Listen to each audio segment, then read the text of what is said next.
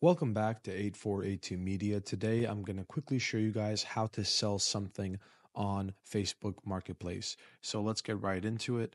Right now we're on the home page, but we want to scroll to the Facebook Marketplace page. Now that we're here, all we have to do is click on Create New Listing on the left. And now we want to choose what kind of item we're selling. So I'm selling my Yeti cup, so I'm going to choose item for sale. Now we have to add some photos. So we click on Add Photos. We go into our Finder or wherever our photos are, and we upload them.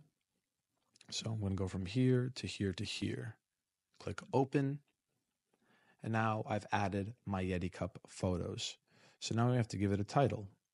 The title is going to be Yeti Bottle 46 ounces.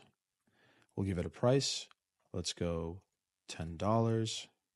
Category will probably be travel and luggage, travel accessories, and other, like drinkware. Perfect. Condition, we'll give it used good. And description, again, 46 ounce bottle. Now, once we have everything there done, we can give it more descriptions like color, material, all that stuff.